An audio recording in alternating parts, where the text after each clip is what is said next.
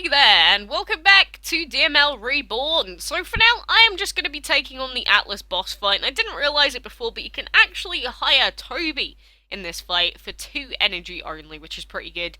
So we can take this fight on with our 3 main dragons and the Agave. So obviously, I really do think this is going to be an easy fight to do, and she's actually going to provide the gems for us as well. So, free battle for us. Thank you very much. So we will take on Atlas today and see how we do. Honestly, this fight is super easy because of the Toby support that we're going to get, and this Viking's basically just going to shout that we stink, more or less. Thank you for that, you're wonderful, mate. But, I haven't really done much with the team. We're just going to be taking this fight on easy peasy, and he actually did, no damage to us there because we are a couple of levels above. I can't believe I just missed that perfect hit. Boss fights, getting perfect hits is the most important thing, because the quicker you build your Dragon Fury, the quicker you can deal a ton more damage to them. So if you end up missing your perfect hits, you are going to put yourself behind. But as you can see right here, he's almost pretty much dead. So this boss fight is actually super duper easy if you have level 9 dragons, and you saw after just 2 episodes we were already done, pretty much. And if I'd have got that perfect hit, he'd have been dead right there. So we pretty much did this fight without taking any casualties. We got a Agave dragon, so we'll just go boom. There you go. Dead. Absolutely demolished. Easy peasy lemon squeezy. That is how you wreck a clay dragon right there. And good job beating that super scary dragon. I mean, obviously not scary to me. And we did move on to the next section of the Playday solo event as well. We can collect this chest down here, and for map fight 11, we have a bunch of water dragons, which are gonna wreck any fire dragons that we have, and plus we don't actually have any energy either, so we can't really do that yet. Friendship milestone reached for using Toby, and that actually gave us 15,000 gold, which is a considerable amount at this point, because obviously we don't have any other friends at the moment, we only have Toby. I may consider adding people on Android if I work out how to do it, but I think it wants me to connect to Facebook, so I may set up a Facebook account purely for my Android device. Look out for any news on that. Obviously I will tell you when I finally do it. It'll probably be a little while from now, but if you do want to progress quickly in DML, adding friends is one of the best things you can do. I highly suggest making a secondary Facebook page and just adding everyone you can from your platform and device type. Just add as many people as you can, gift as many people as you can, and ask as many people for help with gates as you can as well, and you will literally see yourself doing so much more in-game. Because friends in social games like this are a absolutely massive advantage. So, like I said, if you haven't done it already and you're like, oh, I have no friends, I really want to add people, go do it. Go make a secondary Facebook account right now and add people on it. I did return a couple of hours after, and we have now reached level 9, which means we have unlocked the water dragon. So, as you can see, we only have 27 gold at the moment, so we need to save up quite a lot if we want to purchase the water dragon. I think it's something like 10,000 or 20,000 to buy him, and have 3 dragons with the water element. Yes, I'd love that if I could even afford the dragon itself, because the habitat itself is 10,000 gold even, so we do need to do some map fights to be able to afford it. And again, the dragon itself is 10,000 as well, so that's 20,000 gold that we have to save up. Obviously, I have been spending a lot of gold on other upgrades, farms, and stuff like that, so we have that to do, but we do have the opportunity to do some more fights now that I've waited for the cooldown. So, we've got our level 7, our level 9, and our level 7. Smell that fresh air! But this is where the problem's going to start for us, because obviously up until this point we've only been breeding fire, earth, and wind epics. And a lot of those dragons do have fire elements in them, so these water dragons are going to be wrecking a lot of our dragons. And the ones that aren't getting wrecked by water will be getting wrecked by wind or earth, which this coral dragon has.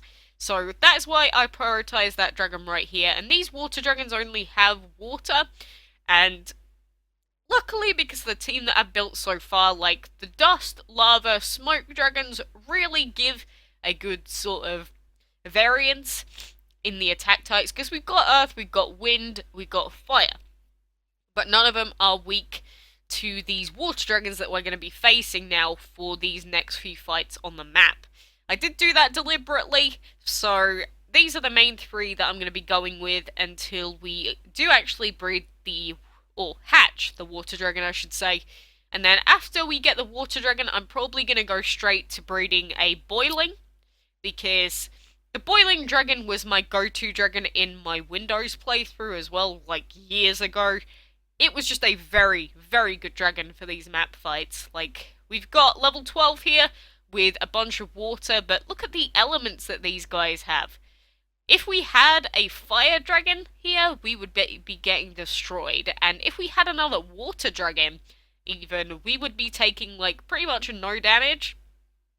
But, you know, some of these dragons do still have fire on their team as well, so having a water dragon ourselves is going to guarantee that we're going to be doing a lot of damage. So, more or less, as the game gives you the new elements, it's pretty much a good idea to go with them and breed the new dragons, because they do help you progress in the map. I'm just going to take out that liquid fire dragon right there. I think I called him a salamander before, but I'm going to be taking out that liquid fire because he is the strongest out of the three dragons right there, and I don't mind just getting him out of the way. We can't take out the... Actually, we could have taken out the dragon at the top there. I probably should have gone with him instead. But there we go. We've knocked this one out anyway. Actually, I don't think it really matters, because either way we would have taken an extra hit. But alas, you know, easy peasy lemon squeezy fight, because we have a lot of earth on our team. Again, just a variance of elements is very, very important to guarantee that you have on the team. No matter what level you are, no matter what your team comp is, always try and give yourself a variety of elements. Like, don't take in 3 fire dragons and expect yourself to do super well. You know, that's just not a good idea, put it that way. And we got a chest here with 100 food, that's nice.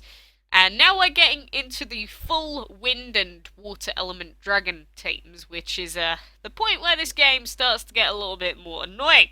And yet again, I have returned. You're going to see that happening quite a lot during this series, but I have saved up the 10,000 gold necessary, so we will be buying him straight up right now.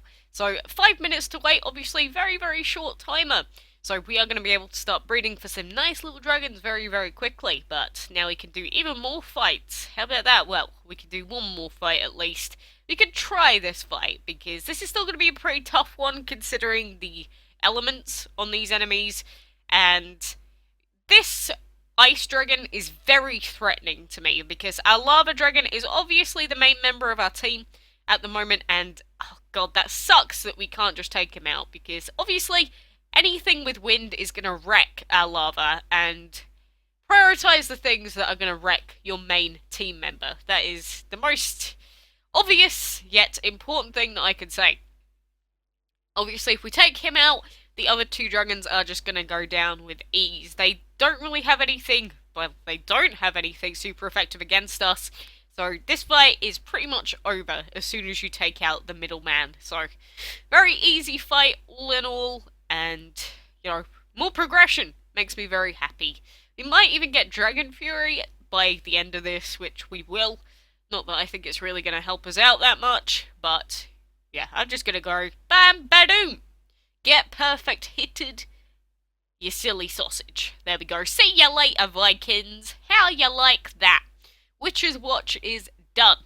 And we are making a lot of progress on this map. We're getting a lot of chests as well, which is nice, but this fight, level 10, level 11, I think we're going to wait to even try that one out. Not that we could do the fight yet anyway, but it is going to be pretty tough. We do have the bee dragon now in our inventory, so as soon as this water dragon finishes in here, I may put him in, but we do need to buy a water habitat, in fact, so, gosh, where am I going to get the gold from?